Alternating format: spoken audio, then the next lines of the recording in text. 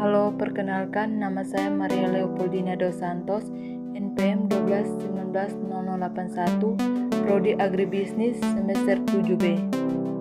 Di sini saya akan menjelaskan tentang teori perdagangan internasional, yaitu teori Hesker-Ohlin. Teori Hesker-Ohlin merupakan salah satu teori dalam perdagangan internasional. Teori ini dikemukakan oleh Elie Hesker pada tahun 1919 dan Bertil Ohlin pada tahun 1933, yaitu tentang perbedaan opportunity cost suatu produk antara satu negara dengan negara lain dapat terjadi karena adanya perbedaan jumlah atau proporsi faktor produksi yang dimiliki tiap negara. Negara-negara yang mempunyai faktor produksi yang relatif lebih banyak atau murah akan melakukan spesialisasi dan mengekspor barang yang dihasilkannya, sedangkan negara-negara yang mempunyai faktor produksi yang relatif lebih sedikit atau mahal akan mengimpor barang tertentu. Teori Hesker-Ohlin sering disebut dengan teori proporsi dan intensitas faktor produksi. Teori Hesker-Ohlin mengatakan bahwa penyebab perbedaan produktivitas karena adanya jumlah atau proporsi faktor produksi yang dimiliki oleh masing-masing negara. Selanjutnya, faktor produksi menyebabkan terjadinya perbedaan harga barang yang dihasilkan. Teori Hesker-Ohlin memiliki asumsi-asumsi sebagai berikut.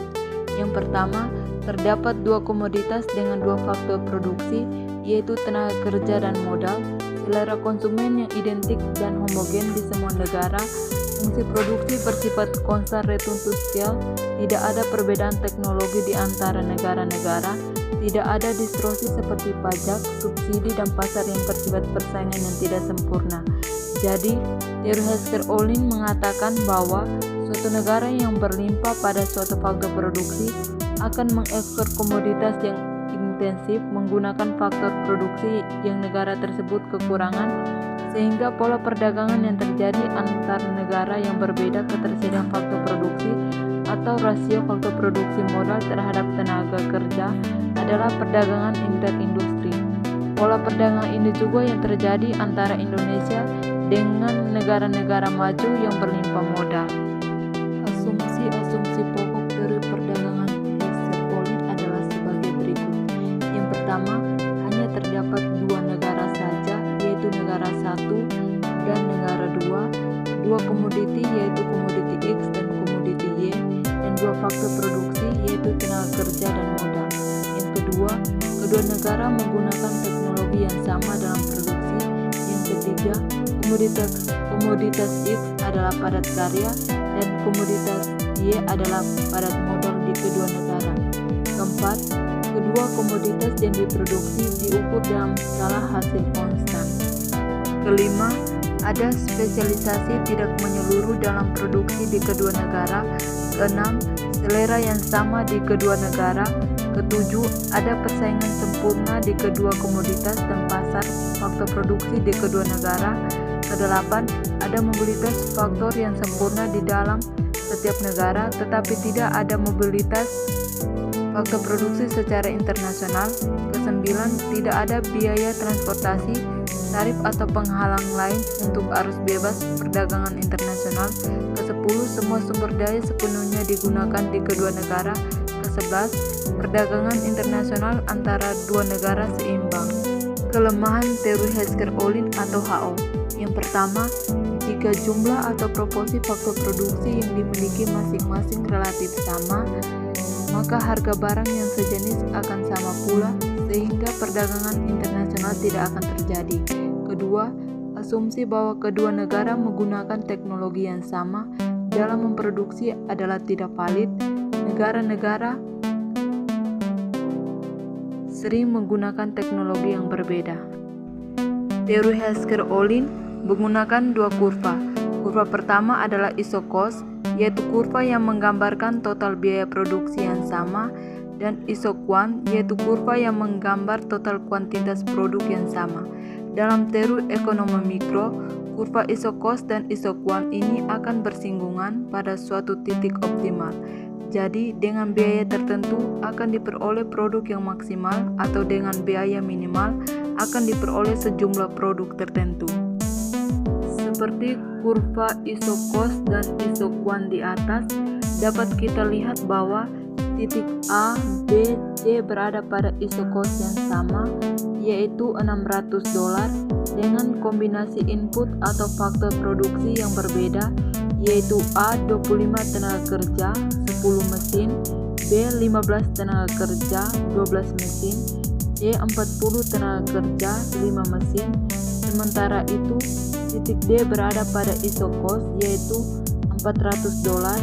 Titik B, C, dan D berada pada satu iso-quant yang sama, yaitu sebanyak 100 unit pakaian. Titik produksi optimal terjadi ketika iso-cost dan iso-quant bersinggungan. Jadi, dengan kombinasi biaya minimal dapat diproduksi sejumlah produk tertentu. Titik D dengan kombinasi 20 tenaga kerja dan 5 mesin adalah titik optimal karena dengan iso-cost $400 dapat diproduksi 100 unit pakaian. Untuk titik B dan C dengan jumlah produk 100 unit dibutuhkan biaya lebih besar, yakni pada iso-cost $600. Sesuai konsep titik singgung antar iso-cost dan iso-quant ini, maka masing-masing negara tentu cenderung memproduksi barang dengan kombinasi faktor produksi yang paling optimal sesuai struktur atau proporsi faktor produksi yang dimiliki. Secara grafis, perbedaan proporsi atau jumlah faktor produksi yang dimiliki masing-masing negara dapat ditunjukkan dengan grafik berikut yang kita lihat di atas. Proporsi faktor produksi yang dimiliki oleh suatu negara berbeda-beda sehingga menyebabkan perbedaan harga relatif harga barang. Untuk iso-quant, 100 unit pakaian yang proses produksinya dilakukan dengan padat karya. Di Indonesia, iso-quant ini akan menyinggung iso-cost $400 pada titik A dengan kombinasi 34 tenaga kerja dan 3 unit mesin. Jadi untuk memproduksi pakaian 100 unit pakaian yang padat karya di Indonesia akan lebih murah karena jumlah atau proporsi faktor produksi tenaga kerja yang dimiliki Indonesia relatif lebih banyak dan murah sehingga unit cost-nya hanya $4. Di Jepang dengan iso-quant 100 unit pakaian akan menyinggung iso-cost $600 pada titik B dengan kombinasi 26 tenaga kerja dan 7 unit mesin. Dengan demikian, untuk memproduksi 100 unit pakaian yang padat karya di Jepang akan menjadi lebih mahal karena jumlah atau proporsi faktor produksi tenaga kerja relatif lebih sedikit dan mahal sehingga unit cost-nya $6. Untuk iso-quant 20 unit radio yang produksinya dilakukan dengan padat modal. Di Indonesia, iso-quant ini akan menyinggung iso-cost $600 pada titik C dengan kombinasi 20 tenaga kerja dan 10 unit mesin. Jadi, untuk memproduksi pakaian 20 radio yang padat di mesin, di Indonesia akan lebih mahal karena jumlah atau proporsi faktor produksi mesin yang dimiliki Indonesia relatif lebih sedikit dan mahal sehingga unit cost-nya hanya $30. Di Jepang, dengan iso-quant 20 unit radio akan menyinggung iso-cost $400 pada titik D dengan kombinasi 10 tenaga kerja dan 18 unit mesin. Dengan demikian, untuk memproduksi 20 unit radio yang padat mesin di Jepang akan menjadi lebih murah karena jumlah atau proporsi faktor produksi mesin relatif lebih banyak dan murah sehingga unit cost-nya $20. Jadi, kesimpulan teori Hesker-Ohlin atau HO adalah yang pertama, harga atau biaya produksi suatu barang akan ditentukan oleh jumlah atau proporsi faktor produksi yang dimiliki masing-masing negara. Kedua, keunggulan komparatif dari suatu produk yang dimiliki masing-masing negara akan ditentukan oleh struktur dan proporsi faktor produksi yang dimilikinya. Ketiga, masing-masing negara akan cenderung berspesialisasi produksi dan mengekspor barang karena negara tersebut memiliki faktor produksi yang relatif banyak dan murah untuk memproduksinya. Sekian dan terima kasih.